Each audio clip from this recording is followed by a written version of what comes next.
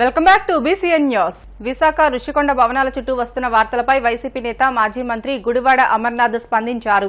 ఆ భవనాలు ఎలా ఉపయోగించుకోవాలనేది ఆలోచించడం మానేసి దాన్ని ఇంకా జగన్మోహన్ రెడ్డి ఇల్లుగానే చిత్రీకరించడాన్ని మానుకోవాలని అన్నారు.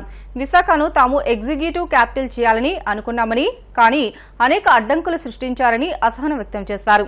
తాము మళ్లీ అధికారంలోకి వస్తే విశాఖ నుంచి పాలించాలని అనుకున్నామని, IAS అధికారులతో కమిటీ వేసిన తర్వాత రుషికొండలో భవనాలు నిర్మించినట్లు పేర్కొన్నారు. ప్రభుత్వ ధనం దుర్వినియోగం గురించి మాట్లాడాల్సి వస్తే 2014 నుంచి 2019 వరకు జరిగిన దానిపైన మాట్లాడాల్సి వస్తుందని పేర్కొన్నారు. విశాఖ నగరానికి రాష్ట్రపతి, ప్రధాని, గవర్నర్ లేదంటే ఇతర ముఖ్యులు వస్తే ప్రైవేటు హోటల్లో ఉండాల్సిన పరిస్థితి వస్తుందని, ఇప్పుడు రుషికొండ భవనాలను వాడుకోవచ్చని వివరించారు.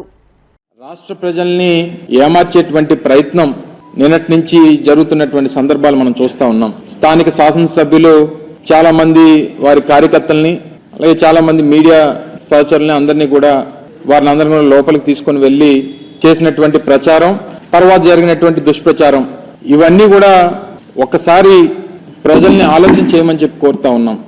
రుషికొండ మీద గడిచినటువంటి 3-4 సంవత్సరాలుగా ఏ రకంగా దుష్ప్రచారం చేస్తా ఉన్నారో, దాని మీద ఎన్ని రకాలుగా అడ్డంకులు సృష్టించాలనేటువంటి కార్యక్రమాలు చేశారు అనేటువంటిది మనం అనేక సందర్భాలు చూసాం. అనేక కోర్టులకు వెళ్లారు, అనేక పర్యావరణానికి సంబంధించినటువంటి కేసులు వేశారు. వీటినన్నింటినీ కూడా అధిగమించి ప్రభుత్వం చేపట్టేటువంటి కార్యక్రమాలని, ప్రభుత్వం చేపట్టేటువంటి నిర్మాణాలని పూర్తి చేసేటువంటి కార్యక్రమం చేసి దాదాపు 4-5 నెలల క్రితం వాటిని ముహూర్తానికి సంబంధించి మంచి రోజు అని చెప్పి వాటిని ప్రారంభించేటువంటి కార్యక్రమాన్ని కూడా ఆ రోజు మేము చేయడం జరిగింది. అయితే ఇప్పుడు చేస్తున్నటువంటి దుష్ప్రచారం అంతా కూడా అదేవో సొంత భవనాల్లాగా, ఈరోజు ప్రభుత్వం వారున్నారు, ప్రభుత్వంలో వారు ఉన్నటువంటి సందర్భాలు, ప్రభుత్వం దాన్ని ఏ రకంగా ఉపయోగించుకోవాలనేటువంటిది చూడడం మానేసి, రేపు రానటువంటి కాలంలో రాష్ట్రపతితో లేకపోతే గవర్నర్ గారు లేకపోతే ఇతర పెద్దలు వచ్చినప్పుడు దాన్ని ఏ రకంగా ఉపయోగించుకోవాలి అనేటువంటిది చూడడం మానేసి దాన్ని ఇంకా జగన్మోహన్ రెడ్డి గారు ఇల్లులాగే చిత్రీకరించేటువంటి ప్రయత్నం చేయడం అనేటువంటిది సమంజసం కాదు. దాన్ని తీవ్రంగా ఖండిస్తా ఉన్నాం. ముఖ్యంగా జగన్మోహన్ రెడ్డి గారు మేము అధికారంలో ఉన్నప్పుడు విశాఖపట్నాన్ని ఎగ్జిక్యూటివ్ క్యాపిటల్గా చేయాలనేటువంటి ఒక పాలసీని మేము తీసుకోవడం, దానికి అనేక రకాలైనటువంటి అడ్డంకులు సృష్టించేటువంటి కార్యక్రమం చేశారు. మళ్ళీ అధికారంలోకి వస్తే ఇక్కడి నుంచి పరిపాలన మొదలు పెట్టాలనేటువంటి ఒక నిర్ణయాన్ని ఆ రోజు జగన్మోహన్ రెడ్డి గారు ప్రకటించడం జరిగింది. సరే, ఎన్నికల్లో వచ్చినటువంటి ఫలితాలు దాన్ని ప్రజాస్వామ్యంగా అంగీకరించి వారికి అధికారం వచ్చింది. సరే, వారు ఇప్పుడు నిర్ణయం తీసుకున్నారు, నిర్ణయం తీసుకున్న దాని ప్రకారం వారు చేసుకుంటారు. విశాఖపట్నం అనేటువంటిది ఉమ్మడి రాష్ట్రం ఉన్నప్పటి నుండి, హైదరాబాద్ రాజధానిగా ఉమ్మడి రాష్ట్రానికి ఉన్నప్పటి నుంచి 2వ అతిపెద్ద నగరంగా అభివృద్ధి చెందినటువంటి ప్రాంతం విశాఖపట్నం. దానికి సంబంధించి గతంలో మేము ప్రభుత్వంలో ఉన్నప్పుడు ఒక స్టేట్ గెస్ట్ హౌస్ భీమిలి రోడ్లో నిర్మాణం చేయాలని చెప్పి నిర్ణయం తీసుకున్నప్పుడు కూడా దాని మీద కూడా కోర్టులో కేసులు వేసి దాన్ని అడ్డుకునేటువంటి ప్రయత్నం చేశారు. జగన్మోహన్ రెడ్డి గారు విశాఖపట్నానికి రాజధానిగా ప్రకటన చేసిన తర్వాత ఆ నిర్ణయంతో ముందుకు వెళ్లాలనేటువంటి ఆలోచన చేసినప్పుడు దాని మీద ఒక కమిటీ మేము ఆ రోజు ముఖ్యమైనటువంటి IAS అధికారులు, సీనియర్ IAS అధికారులతో ఒక కమిటీ వేయడం, వారు కూడా దానికి సంబంధించి ఈ భవనం అయితే బాగుంటుందనేటువంటి అభిప్రాయాన్ని తెలియజేయడం, సబ్సిక్వెంట్ గా వచ్చినటువంటి రాజకీయ పరిణామాలు, ఎన్నికల ఫలితాలు, ప్రజలు తీసుకున్నటువంటి నిర్ణయాలు, ఇవన్నీ కూడా చూసిన తర్వాత ఇప్పుడు దాన్ని ఏ రకంగా ఉపయోగించుకోవాలనేటువంటిది ఇప్పుడు ఉన్నటువంటి ప్రభుత్వం ఆలోచన చేయాలి తప్ప, ఇంకా తీసుకుని వచ్చి జగన్మోహన్ రెడ్డి గారి మీద, వైఎస్ఆర్ కాంగ్రెస్ పార్టీ మీద బురద జల్లడం అనేటువంటిది ఎంతవరకు సమంజసం అనేటువంటిది వారు ఆలోచన చేయాలి. అవన్నీ తవ్వుకుంటే ఇప్పుడు అనేక రకాలైనటువంటి విమర్శలు చేయాల్సినటువంటి పరిస్థితి. ఈ సమయంలో మేము విమర్శలు చేస్తే ఇప్పుడే అధికారంలోకి వచ్చారు కాబట్టి మీరు చూసి తట్టుకోలేకపోతున్నారో, లేకపోతే ఇంకోటో అనేటువంటి ఒక దుష్ప్రచారాన్ని మళ్ళీ మా మీద చేసేటువంటి ప్రయత్నం చేస్తారు. నేను వాడి జోలికి వెళ్ళను. ఇప్పుడు ఉన్నటువంటిది, ఇప్పటికీ విశాఖపట్నం గవర్నర్ వస్తేనో, రాష్ట్రపతి వస్తేనో తీసుకెళ్లి ఓ ప్రైవేట్ హోటల్లోనో లేకపోతే కేంద్ర ప్రభుత్వానికి సంబంధించినటువంటి గెస్ట్ హౌస్లోనే పెట్టాల్సినటువంటి పరిస్థితి ఇప్పటి వరకు ఉంది. ఇప్పుడు వాడండి, దాన్ని వినియోగించుకోండి. రేపు విశాఖపట్నాన్ని ఆర్థిక రాజధానిగా దీన్ని తయారు చేసేటువంటి బాధ్యత తీసుకుంటామని చెప్పి మొన్ననే ముఖ్యమంత్రి గారు ప్రకటించారు కదా. అనేక మంది ప్రముఖులు వచ్చేటువంటి అవకాశం ఉంది. సరే, ఇప్పుడు ఏదేమైనప్పుడా నిర్ణయాలు ఆయన ఆలోచనలు మారినా ఏది మారినా, ఇది ప్రభుత్వంలో ఉండగా అధికార పార్టీలో ఉన్నారు, వారు అధికారంలో ఉన్నారు. ఈ రకమైనటువంటి దుష్ప్రచారం అనేటువంటిది సమంజసం కాదు. ఇప్పటికన్నా అది ప్రభుత్వ భవనాలు అనేటువంటిది వారన్నా గ్రహించాలి. ప్రజలకు ఎలాగో తెలుసు, అదేదో జగన్మోహన్ రెడ్డి గారు సొంత ఇల్లు కట్టుకున్నట్టుగా దాన్ని చిత్రీకరించేటువంటి ప్రయత్నం మొదటి నుంచి రుషికొండని ఆక్రమించుకున్నారు అనేటువంటి దుష్ప్రచారం చేసిన ఆక్రమణలు జరిగింది. దాని ఎదురుగా ఉన్నటువంటి గీతం కాలేజీలో జరిగినాయి. దాదాపు 23 ఎకరాలు ప్రభుత్వ భూములు ఆక్రమించుకున్న ఆయన దాన్ని బయటపెట్టేటువంటి కార్యక్రమం చేస్తాం. అందులో 13 ఎకరాల్లో అయితే ఏకంగా నిర్మాణాలు చేస్తారు గవర్నమెంట్ ల్యాండ్స్లో.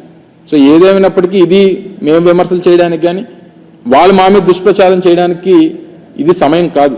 మేము కన్స్ట్రక్టివ్గా ప్రజల పక్షాన ప్రభుత్వం చేపట్టేటువంటి కార్యక్రమాల్లో ఏదైనా లోటుపాట్లు ఉంటే వాటిని కన్స్ట్రక్టివ్గా క్రిటిసైజ్ చేయాలనేటువంటిది మా తాపత్రయం. ఆ ప్రకారం మేము వెళ్తాం తప్ప ఇటువంటివి చేసి మళ్ళీ అనవసరంగా లేనిపోయినటువంటివి ఇప్పటి నుంచి ఈ రకమైనటువంటి దానికి ఒక ప్లాట్ఫామ్ వేయొద్దు అనేటువంటిది వారిని కోరుతా ఉన్నా. ఇప్పటికన్నా ప్రజల్ని మరొకసారి దీని మీద గ్రహించాల్సిందిగా, వాస్తవాలు తెలుసుకోవాల్సిందిగా, లేనిపోయినటువంటి సృష్టించి ప్రజల్ని మభ్యపెట్టేటువంటి కార్యక్రమం, ఏమార్చేటువంటి కార్యక్రమం దయచేసి చేయొద్దని చెప్పి మరొకసారి అధికార పార్టీకి చెందినటువంటి నాయకత్వాన్ని అందరినీ కూడా కోరుతా ఉన్నాం. ఆంధ్రప్రదేశ్ మాజీ ముఖ్యమంత్రి వైఎస్ జగన్మోహన్ రెడ్డి ఇంటికి సెక్యూరిటీని పెంచారు. ఆ పార్టీయే తమకు సొంతంగా భద్రతా ఏర్పాట్లు చేసుకుంటుంది. జగన్ తాడేపల్లి నివాసానికి వెళ్లే రోడ్డు తెరవడంతో పాటు ఇటీవలే జరిగిన ఎన్నికల్లో ఓటమి పాలవడంతో జగన్ భద్రత పట్ల పార్టీ కొన్ని చర్యలు తీసుకుంది. భద్రత కోసం ఇందులో భాగంగా జగన్ ఇంటి భద్రతను ప్రైవేట్ సెక్యూరిటీకి అప్పగించింది. దాదాపు 30 మంది ప్రైవేట్ సెక్యూరిటీ సిబ్బంది అనుక్షణం కాపలా ఉండేలా పార్టీ నాయకత్వం చర్యలు తీసుకుంది. ఈ రోజు నుంచే భద్రతా చర్యలు ప్రారంభమయ్యాయి. అనంతపురం జిల్లా తాడిపత్రి మండలం నందలపాడులో దారుణం చోటు చేసుకుంది. భవనం స్లాబుపై నిద్రిస్తున్న టీడీపీ కార్యకర్త లాలూ బాషాను గుర్తు తెలియని వ్యక్తులు గొంతు కోసి హత్య చేశారు.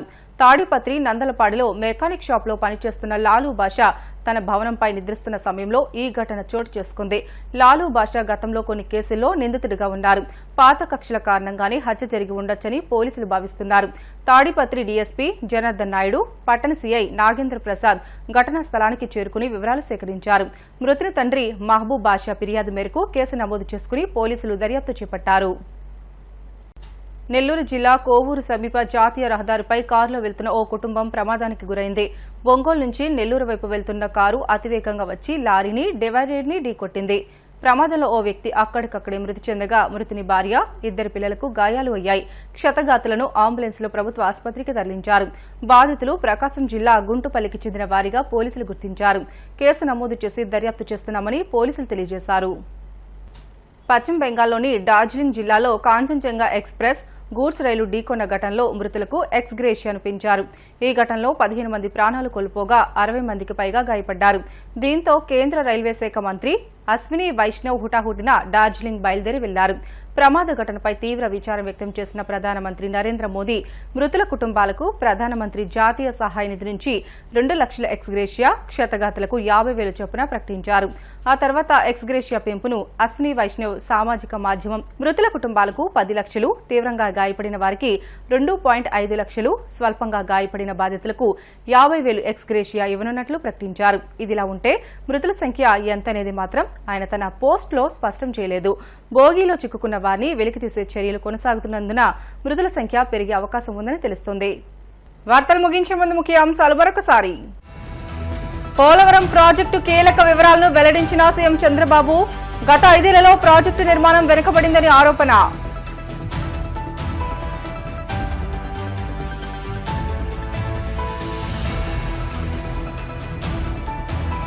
రాష్ట్ర వ్యాప్తంగా గంజాయి విక్రయదారులపై చర్యలు తీసుకోవాలి. హోంమంత్రి అనితను కోరామన్న నారా లోకేష్.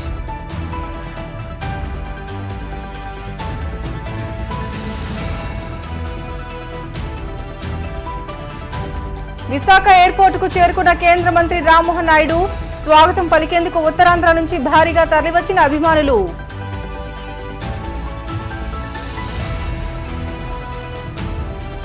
అనంతపురం జిల్లా తాడిపత్రి మండలం నందలపాడులో దారుణం. భవనంపై నిద్రిస్తున్న వ్యక్తిని దారుణంగా హత్య చేసిన ఆగంతకులు. ఇవి ఇప్పటివరకు బులెటిన్లోని అప్డేట్స్. మరిన్ని లేటెస్ట్ అప్డేట్స్ కోసం చూస్తూనే ఉండండి BCN న్యూస్.